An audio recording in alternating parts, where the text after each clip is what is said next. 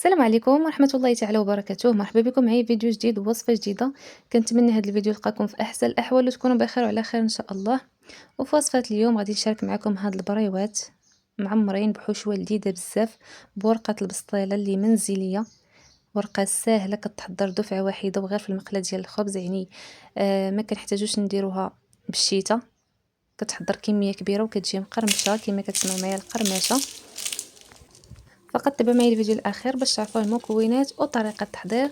قبل ما نبداو ما نساوش الصلاه على النبي، اللهم صل على سيدنا محمد وعلى اله وصحبه اجمعين، وبسم الله على بركه الله. وهذه هي الورقه اللي وجدت معكم كما كتشوفوا معايا، اللي وجدت معكم في الفيديو السابق. اللي بغى الطريقه بالتفصيل راه غتلقاها في الوصفه اللي قبل هذه. ورقه البسطيله ناجحه مليون في المئه كما شفتوا معايا ديال المقله.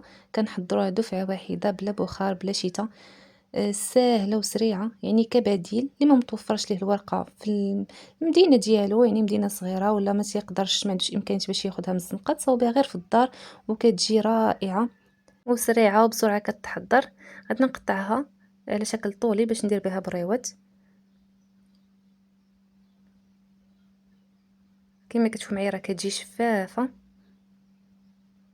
اللي بغات كما قلت لكم الوصفه بالتفصيل كاينه في الفيديو اللي قبل هذا، ولا نخلي لكم الرابط في صندوق الوصف. غنخلو هذيك الورقه على جانب، نغطيوها ونخلوها وندوزو نوجدو الحشوه. غنحتاج 2 حبات ديال البصله كبار مشلضين مع كميه من الزيت، سواء زيت الزيتون او زيت نباتيه. غادي نشحرها حتى كتبدا كتهبط، وغنزيد عليها كميه من صدر الدجاج المفروم. هاد الحشوه كتجي لذيذه بزاف وسهله، ما يعني ما فيهاش بزاف المكونات. غادي نشحر هذاك الدجاج مع البصله،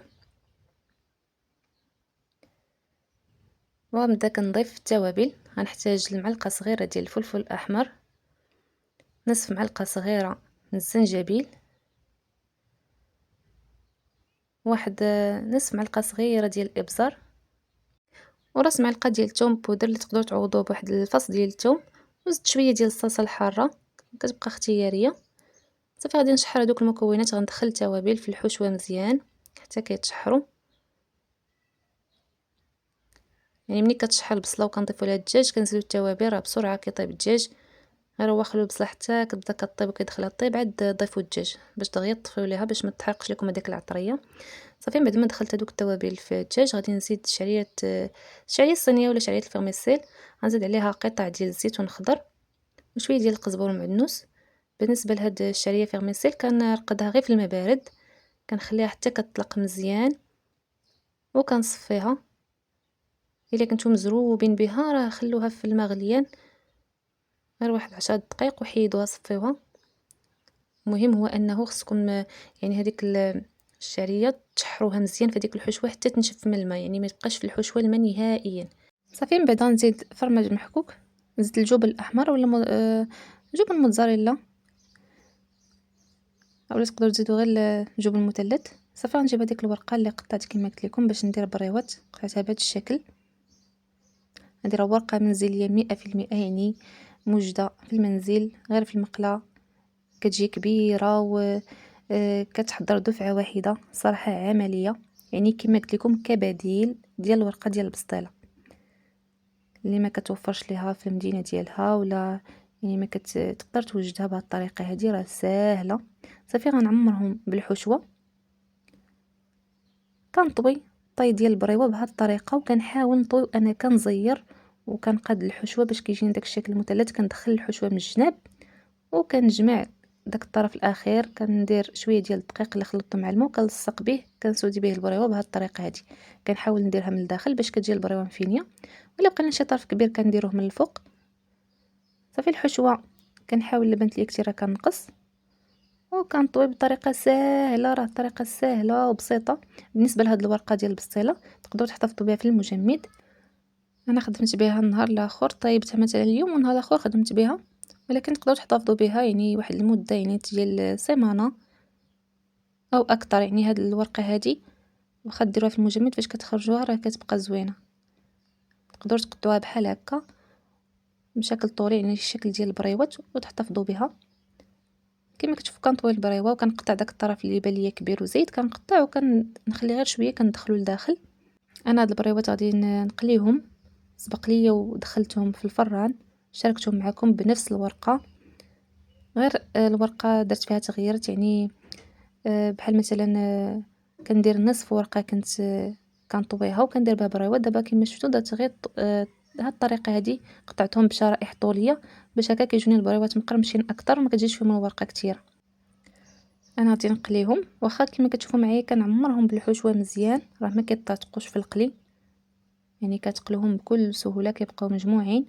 وحتى يمكن لكم ديروهم في الفران كما قلت لكم سبق لي وشاركتهم معكم في الفران. هاد المره قلت علاش لا ما نقليهمش باش تشوفوا حتى نتوما كيفاش انهم ما كيطرطقوش في القلي.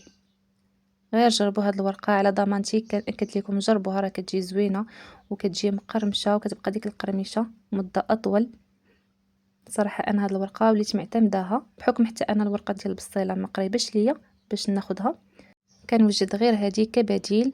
يعني حتى الورقه ديال البخار الا بغينا نقادوها في هذيك المقله ديال الطفل كتكون مقله صغيره ما كتجيش كبيره بزاف، كنوجد هذه كتجي بحجم كبير، كتخرجيني يعني بزاف تاع البريوات، تقدروا توجدوا بها حتى صغار، تشكلوها بالشكل اللي بغيتو كتشكل. شوفوا معايا البريوات كيفاش كيجوا.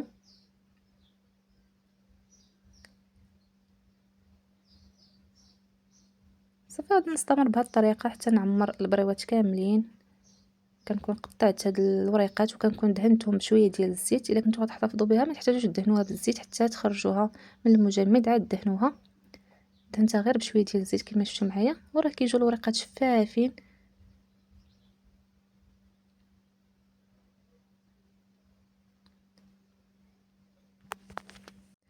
غنعمرهم تما بالطريقه الاولى اللي درت معكم. فهاد الاثناء كنكون دايره الزيت كتسخن، غير تنعمرهم مباشره، كنبدا كنقلي فيهم. صافي من بعد ما طويت هذوك البريوات كما قلت لكم الزيت كنديرها كتسخن، النار كتكون متوسطه، الزيت كتكون سخونه مزيان. كنحاولوا نقصوا النار نخلوها متوسطه حتى كيتحمروا على خاطرهم باش ما كيتخطفوش وكيتحرقوا. كنبقى كل شويه كنقلب فيهم حتى كيتحمروا. بالنسبه للون كتخليهم يعني كتحكموا في اللون اللي بغيتو، اللي بغيتوهم يجيوكم محمرين كتخليهم كيتحمروا مزيان، بغيتو غير يجوا خفاف راه المهم على حسب اللون اللي بغيتو. وراه بسرعه كيطيبوا، غير هو بقاو كتقلبوا فيهم باش يجيكم هذاك اللون موحد ويجيكم في لون واحد، راه كيجيو مقرمشين وما كيتحلوش في القلي كما شفتوا معايا. هكا البريوه كتجي، راه كتجي مقرمشه وكتجيني البريوه عامره بالحشوه. واخا كنعمرها مزيان راه ما كيطرطقوش. غير جربوهم سواء درتوهم في الفران او لا قليتهم، راه كيعطيو نفس النتيجه، وبالعكس يعني في القلي كيجيو مقرمشين اكثر. كنبقى كنقلب فيهم حتى كيتحمروا وكنحيدهم كنديرهم كيتسقطروا. هذا هو الشكل ديالهم. غير جربوهم، انا اكيد الا جربتهم غينالوا الاعجاب ديالكم. لا الورقه ولا حتى الحشوه راه كتجي لذيذه، يعني حشوه بسيطه غير بالدجاج كتجي لذيذه بزاف. وهذا هو الشكل النهائي ديالهم بعد ما قليتهم، كيجيو محمرين مذهبين وكيجيو مقرمشين كما كتسمعوا معايا القرمشه، كيجيو رائعين. كنتمنى وصفات اليوم تنال الاعجاب ديالكم.